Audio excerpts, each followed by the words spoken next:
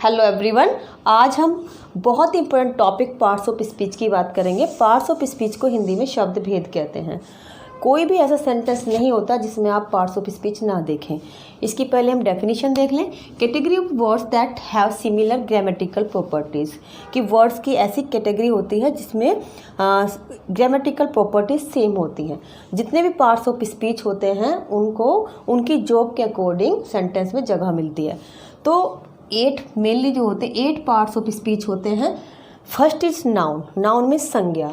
Noun का मतलब name, किसी भी person, place, thing, animal, quality या फीलिंग, किसी का भी नाम जो होता है वो नाउन होता है। जैसे कि कोई पर्सन है, मान लिया मोनू। प्लेस जगह का नाम नोएडा। थिंग कोई वस्तु, पेंसिल, एनिमल कोई भी एनिमल ले लो आप। क्वालिटी जैसे कि ऑनेस्टी, और कोई फीलिंग अगर आप ले लो, एंगर, हेट्रेड, लव, ये सब क्या है? ये नाउन है।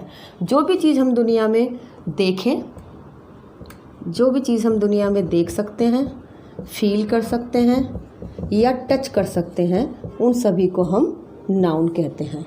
Second is pronoun. प्रोनाउन में सर्वनाम। प्रो मीन्स होता है प्रीफिक्स। प्रो एक प्रीफिक्स है जिसका मतलब है इन प्लेस ऑफ, और नाउन मीन्स नाउन, मतलब कि नाउन की जगह पर जो वर्ड्स यूज किए जाते हैं उनको हम प्रोनाउन कहते हैं।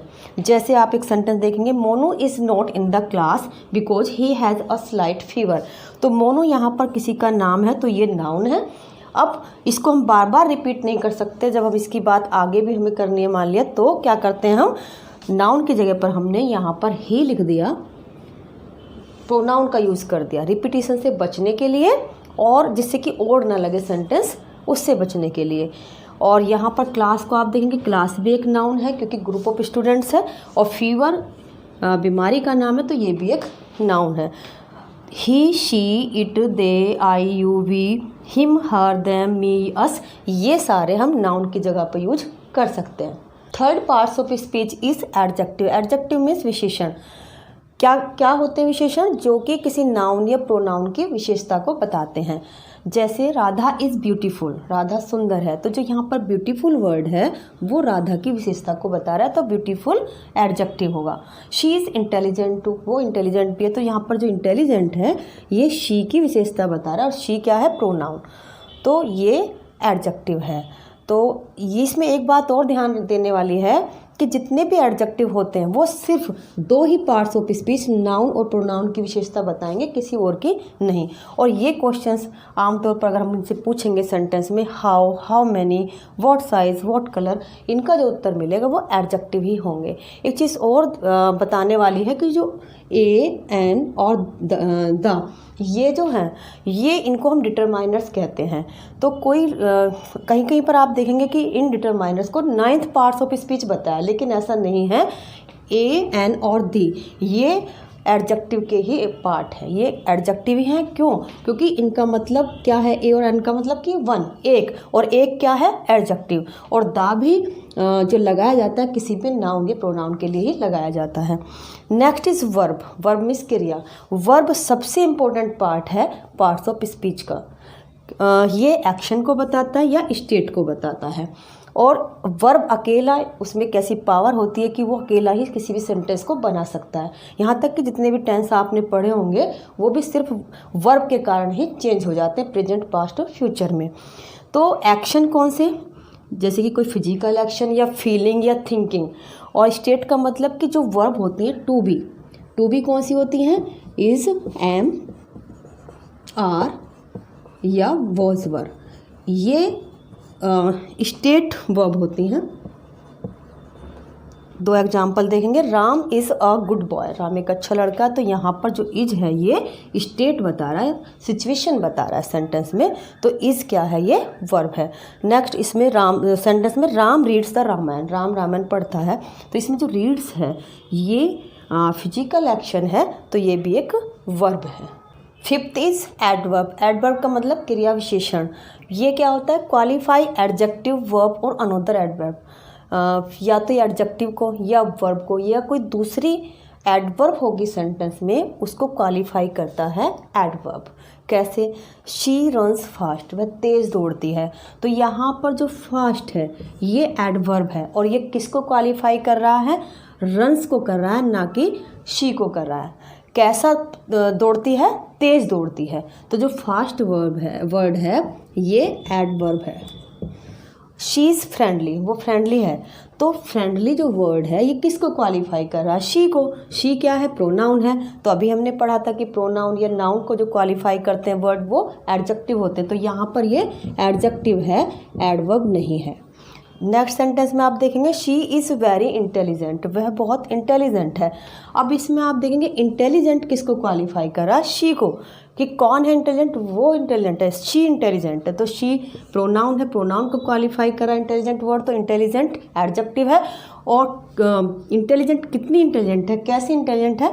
वेरी, बहुत। तो यहाँ पर जो वेरी वर्ड है वो एडवर्ब है और ये एडजेक्टिव है। तो अब आप समझ गए होंगे कि कहाँ पर एडवर्ब होता है, कौन सा वर्ड एडवर्ब होता है, कौन सा एडजेक्टिव होता है। एक चीज़ और कि सभी लोग ये सोचते हैं कि जहाँ पर ly आता है वो एडवर्ब ही होते हैं, ऐसा नहीं है। आप इस सेंटेंस में देख सकते हैं। तो वो फंक्शन पे डिपेंड करता है कि फंक्शन क्या है। Next is preposition. प्रेपोजिशन का मतलब संबंध सूचक। इसमें क्या होता है कि ये कौन से वर्ड होते हैं कि किसी भी नाउन या प्रोनाउन के ठीक पहले ये वर्ड यूज़ होते हैं और सेंटेंस में किसी दूसरे वर्ड से ये कनेक्ट करते हैं। जैसे the child is under the table, बच्चा टेबल के नीचे है। तो जो वर्ड अंडर है ये प्रेपोजिशन है। प्रेपोजिशन मोस्टली वैन, वेयर का आंसर जो मिलता है वो वर्ड होते हैं। इन, ऑन, ऑफ, अंडर, इनटू, ये जितने भी ऐसे वर्ड होते हैं ये प्रीपोजिशन होते हैं। Seventh parts of speech is conjunction. Conjunction का मतलब होता है संयोजक। जॉइनिंग वर्ड्स जितने भी होते हैं उनको कंजंक्शन कहते हैं। ये आइडियाज़ को कनेक्ट करते हैं। कैसे? किसी नाउन, प्रोनाउन, क्लोजेस, फ्रेज अगर ये हैं सेंटेंस में तो उनको कनेक्ट करने का काम कंजंक्शन करते हैं। जैसे एंड, सो, बिकॉज, बट और इस तरह के वर्ड कंजंक्शन होते हैं। Ram and Sohan are drinking coffee. Ram और सोहन दोनों नाउन को जोड़ने का काम यहाँ पर एंड कर रहा है, तो यहाँ पर एंड कंजंक्शन है। Last is interjection. इंटरजेक्शन का मतलब विस्मय सूचक। जैसे ये वर्ड आपने देखेंगे आउच, ओप्स, हे या हाय, ओ माई गॉड, एलास, ये जितने भी वर्ड होते हैं और इनमें ये मार्क ऑफ एक्सक्लेमेशन होता है, ये इंटरजेक्शन होते हैं। ये क्या करते हैं? हमारी फीलिंग्स या इमोशन, जो सडन फीलिंग इमोशन होते हैं उसको एक्सप्रेस करने का काम करते हैं। और जैसे कि जॉय, सैडनेस, एक्साइटमेंट, एंगर, ये हमारी इन इमोशंस को दिखाते हैं। जैसे hurrah, we have won the match, कि हम मैच जीत गए। तो इसमें जो ये वर्ड है ये इंटरजेक्शन है। बहुत इंटरेस्टिंग सा एक सेंटेंस देखेंगे जिसमें 8 के 8 पार्ट्स ऑफ स्पीच यूज हुए हैं। Oh it was an interesting film and people rushed fast to book tickets.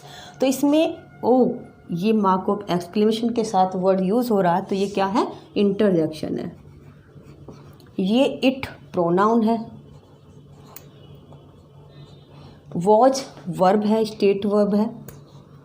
N अभी बताए ए, एन और द एडजेक्टिव होते हैं, तो ये एडजेक्टिव है।